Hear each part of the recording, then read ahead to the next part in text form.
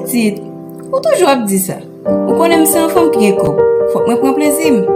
Ou konen mpa ame John to sou sa. Li pa kon tan pou mpense ak li. Baz, tout fam se men. Marouzou. Kouzou pa kon kouze. Eh bien, ça me fait. C'était pas la même qui comme ça.